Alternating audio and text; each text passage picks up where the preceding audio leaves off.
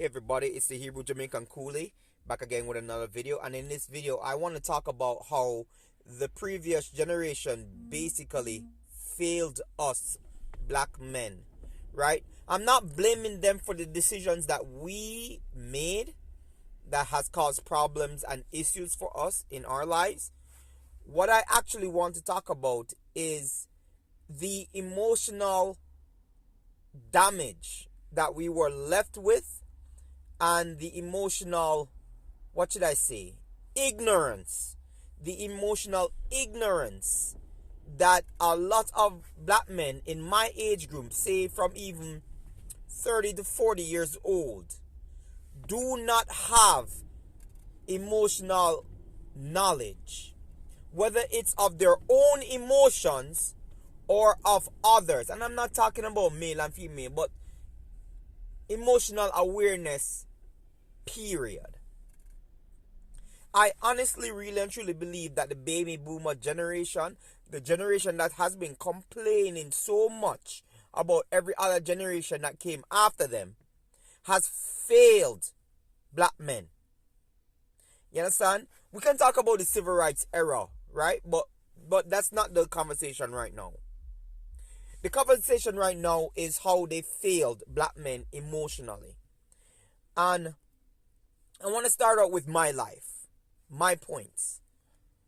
I've never heard, I'm 40 years old, still in contact with my father, right? Call him from time to time. I have never heard my father from childhood up until now ever tell me that one, he loves me, two, he's proud of me. I've never heard my father tell me that. Any of that. None of that. He's never, ever told me any of that. Right? Which has left a huge gap of understanding of how a man loves. And we're not talking about how, intimacy. We're talking about basically just love and understanding to others. Having compassion to others. Because it seems to be that whenever we talk about love where men are concerned, people always think about intimacy between brothers. No. If your best friend die as a man because you have such great love for him, you're going to cry. You're going to be in mourning. You're going to grieve. You understand? If your parents and family die as a man, you're going to cry. You're going to be in mourning. You're going to grieve. The last generation failed us by not teaching us any of that and by not giving us any of that, which also created a cycle of men who are callous and cold-hearted. And also, I would dare to add, very, very bitter. There are very, very bitter men amongst us that don't know how to have brotherly love towards one another and love in general for others. Right? So, I noticed this, that it's that generation, and I'm gonna tell you why I know it's that generation. Right? I have an uncle. The man, if you ask the man for anything, the man will drop what he's doing at the drop of a hat and come to your rescue. That's what the man has been for me, a very strong backbone. So I try to rely on that man as least as possible, because I want to develop my backbone that whenever somebody can basically ask me for anything, that I have the ability to do what he has done for me. You understand? That man has been there for me like on a regular basis. He's been there for me on a regular basis, like giving me counsel, assisting me monetarily, assisting me with other resources, assisting me with information. Right? That man has been like a father to me in my life, dare I say. Right? But, and I test this out with him every single time I get a chance. I always say to him, yo, uncle, I love you, man. You know what he does? He goes, mm-hmm, mm-hmm. Yeah, man, more time. Hangs up the phone and says, yeah, man, more time. And I'm like, yes, yes.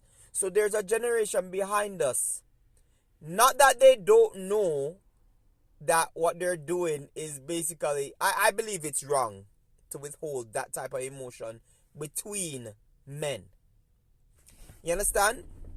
It's another story when you want to say hold that emotion from women. But when it comes to brotherly love or, father-son love or relative love, I honestly, really and truly think that we should be basically, showing this type of love to each other, because it will actually build a much stronger man. And I'm not talking about a man who's emotional, a man who's constantly crying, a man who's constantly showing his emotions on his sleeve. No, that's not what I'm talking about. That's not what I'm talking about. I've also talked about in the past how men show, love and understanding differently than how women show it. You understand? A man's love is mostly shown through his actions.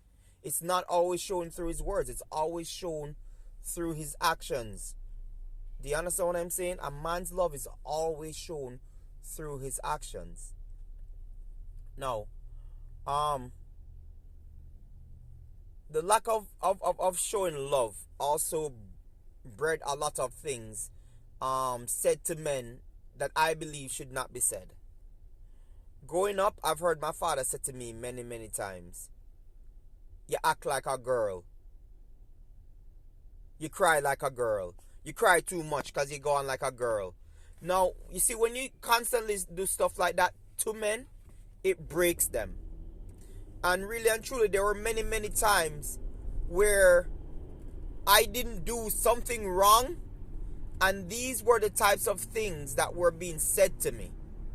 And I've written about it in a fictional book where one of my characters, he was constantly berated by his father for just like even, messing up a little bit on something that he was supposed to be working on.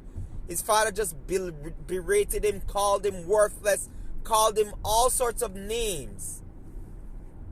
And, he would basically tear him up, have him cry in front of him, and when he cries, calls him a damn girl. I don't know why we think that was okay to do to little boys. Oh, the world is tough out there. You think that was okay? That was the way to teach him that the world was tough out there? Berating little boys doesn't teach them that the world is tough out there. It teaches them that you are cruel. You're a cruel person. It only helps him to identify who cruel people are. And that's cruel to tell any little boy that hasn't even figured out their own emotions, much less who they are as a man properly. Growing up as a teenager, right? When I was around 14 to 16, because of what my father did to me, I was broken emotionally. And, I had to go to therapy for this too. I was broken emotionally. It came to a point that whenever I would make mistakes and people would just start shouting at me, immediately as a 14-year-old boy, I would start to cry. As a 15-year-old boy, I would start to cry. As a 16-year-old boy, I would start to cry. When I got to the age of 17, things became different. I basically said, hey, you know what? Things have to change. I cannot solve all my problems by crying. And, I also spoke to myself. I said, well, crying doesn't even make me feel any better. It makes me feel worse. Yes, I've heard the stories that when women cry, it makes them feel better. But I'm telling you, where I'm concerned, whenever I cried, it never made me feel better. It made me feel worse. That's why, after that point in time where I cried that much, that last cry, I believe when I got that last cry, I basically got a whole lot tougher, because I started to talk to myself and say, hey, this is not okay for me. This is not okay for me to behave like that, because it's not solving any problems. It's not basically getting anything done. It's not making my life any better. So why am I crying? And little by little, until I completely stopped crying, I got rid of it. Now that I have my 3 sons now, KJ, Kermani Jr., he's very, very emotional. He's very, very emotional. And rather than tell him the things that my father told me, there are times when, even when I'm extremely frustrated with how he is crying and stuff like that, I remember 2 things. I remember that he is 3 years old. Right? That person was really close to me, man. And look how the car is so beat up. Right? Driving so freaking wild, man. What the frick is that person's problem? Damn. Anyway, even when I'm frustrated, I do not beat down on my son. I will tell him that it's not okay. I hold his hands. I make eye contact with him.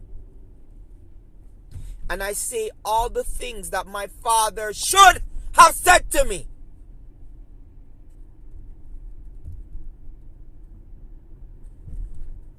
On a consistent basis, this young boy is loved and told that he is loved. But he's also told to find other solutions than crying. Or I let him finish it. Let the child finish it. They are children, boys and girls. I let him finish it, then I say, hey, let's try to cry a little bit less next time. Hey, let's try to be strong. That's the word I use a lot. I say to them, be strong. Come on, be strong.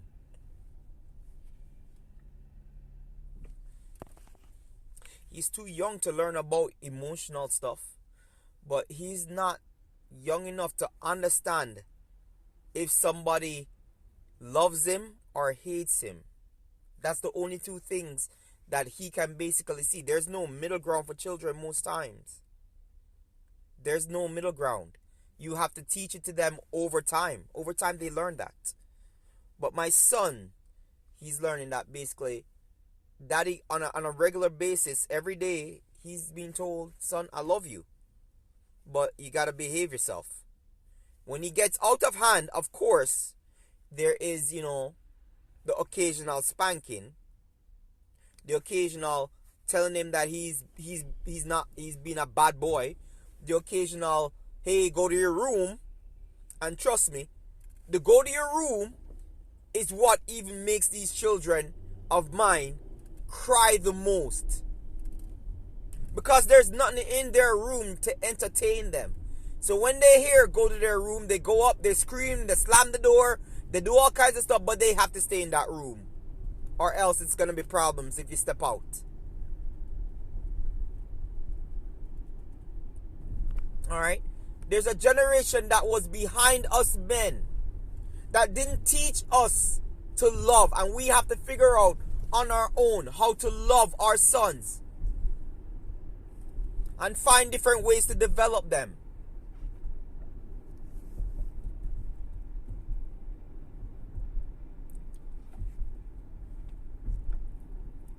I don't believe in toxic masculinity, but I do believe in toxic people and toxic men.